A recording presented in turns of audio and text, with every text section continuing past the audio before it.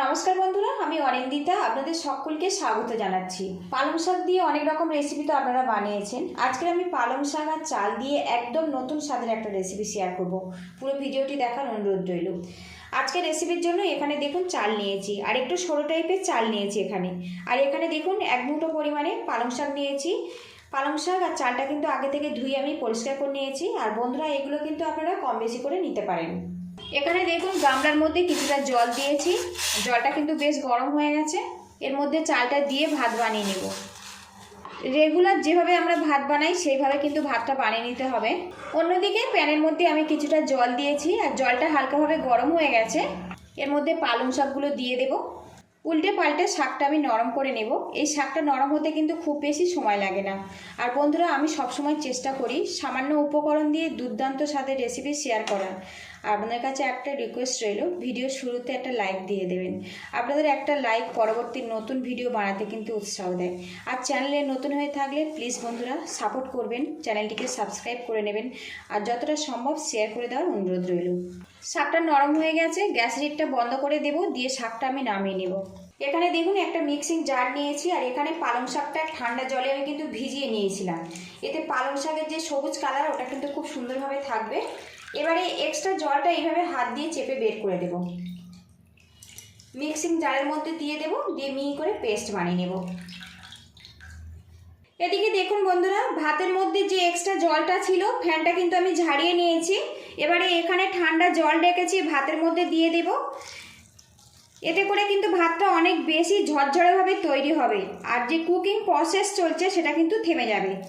ভালো করে ধুয়ে নিয়েছি। এবার ছাঁকনির মধ্যে আমি এইভাবে রেখে দেব, দিয়ে জলটা ঝাড়িয়ে নেব।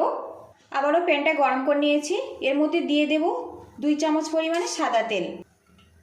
এবার এই তেলের মধ্যে 1 চামচ পরিমাণে বাটার দিয়ে দেব। আর গ্যাস হিটটা কিন্তু এই সময় একদম কমে রাখতে হবে। আর বন্ধুরা, একটু খেয়াল রাখতে হবে এই বাটারটা খুব বেশি যেন তেতে না যায়, তাহলে কিন্তু ফ্লেভারটা নষ্ট হয়ে যাবে, খেতে ভালো লাগবে না। বাটারটা দেখুন ভালো করে গলিয়ে নিয়েছি। এবারে এর মধ্যে দেখুন একদম ছোট্ট করে কেটে রাখা পনির দিয়ে দেব, দিয়ে হালকা করে একটু ফ্রাই করে নেব। সামান্য পরিমাণে লবণ অ্যাড করে দেব, দিয়ে পনিরটা আমি ভাজা ভাজা করে নেব। খুব বেশি কিন্তু লাল করে ভাজবো না। পনিরটা ভাজা কমপ্লিট হয়ে গেছে, এবার তুলে নেব। খুব বেশি কিন্তু পনির ভাজলে শক্ত হয়ে যাবে, খেতে ভালো লাগবে না। এরকম হালকা করে ভেজে নিতে হবে। এবারে এর মধ্যে দারচিনি আর এলাচ থেঁতো করে নিয়েছি, দিয়ে দেব ফোড়ন হিসেবে। এগুলো ফ্রাই করে নেব।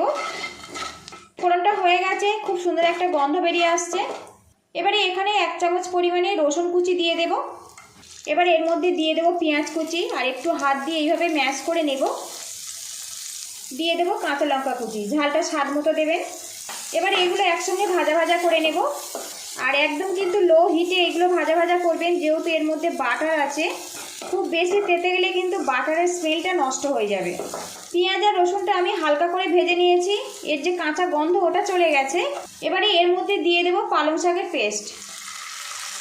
পালং শাকের পেস্ট দিয়েছি, একটু নাড়াচাড়া করে নেব।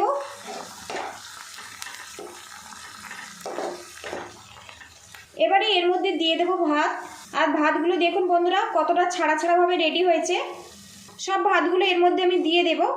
দিয়ে দেব স্বাদ মতো লবণ, দিয়ে দেব চিনি, সামান্য পরিমাণে হলুদের গুঁড়ো। এবার এর মধ্যে দিয়ে দেব তেজপাতার টুকরো। এগুলো ভালো করে মিক্স করে নেব। আর বন্ধুরা, আজকের যে রেসিপিটা আপনাদের কাছে শেয়ার করছি পালং রাইস। অনেক রকম তো রাইস আপনারা খেয়েছেন, একবার কিন্তু নতুন পদ্ধতিতে পালং রাইসটা বানিয়ে দেখতে পারেন। এই রেসিপিটা কিন্তু আপনারা ব্রেকফাস্ট কিংবা স্কুল টিফিনে, অফিস টিফিনে কিংবা ছোটোখাটো অনুষ্ঠানেও কিন্তু পরিবেশন করতে পারেন। আজকের এই রেসিপিটা যদি ভালো লাগে প্লিজ বন্ধুরা একটা লাইক দিয়ে দেবেন। আপনাদের একটা লাইক পরবর্তী নতুন ভিডিও বানাতে কিন্তু অনেকটাই উৎসাহ দেয়। আর চ্যানেলে নতুন হয়ে থাকলে অবশ্যই সাবস্ক্রাইব করে পাশে থাকবেন, যাতে সামনে এগিয়ে যেতে পারি। আর যতটা সম্ভব আত্মীয় স্বজনের কাছে একটু শেয়ার করে দেওয়ার অনুরোধ রইল। এবার এগুলো ভালো করে মিক্স করে নেব। এদিকে দেখুন বন্ধুরা, একদম নতুন স্বাদের রেসিপি পালং শাক রাইস আমার কিন্তু পুরোপুরি কমপ্লিট হয়ে গেছে। আর এখন দেখুন কত ছাড়া ছাড়াভাবে এটা রেডি হয়েছে দেখুন।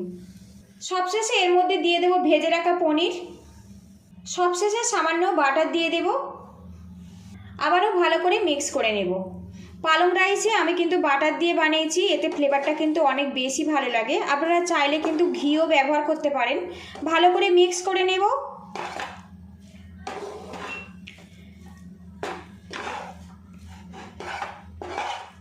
তো বন্ধুরা, একদম নতুন স্বাদের পালং শাক রাইস পুরোপুরি আমার কমপ্লিট হয়ে গেছে। এবার এটা আমি নামিয়ে তারপরে আপনাদের সঙ্গে দেখা করছি। একদম নতুন স্বাদের পালং রাইস পুরোপুরি কমপ্লিট হয়ে গেছে। আর এই রেসিপি খেতে এক্সট্রা করে কোনো রকম গ্রেভির প্রয়োজন হবে না। এটা এতটাই টেস্টি, আপনারা কিন্তু শুধু শুধু খেয়ে নিতে পারবেন। যদি ভালো লাগে তো বাড়িতে এইভাবে ট্রাই করবেন। কেমন হয়েছে কমেন্ট বক্সে জানাবেন।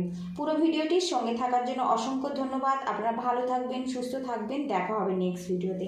তো বন্ধুরা, লুকিংটা দেখুন। অনেক বাচ্চারা কিন্তু পালং শাক খেতে একটুও পছন্দ করেন না। একবার কিন্তু এইভাবে পালং রাইস আপনারা বানিয়ে ওদেরকে ট্রাই করে দেখতে পারেন। এটা এতটাই টেস্টি বন্ধুরা, ওরা কিন্তু বুঝতেই পারবে না এটা পালং শাক দিয়ে বানানো হয়েছে। তো লুকিংটা দেখুন বন্ধুরা।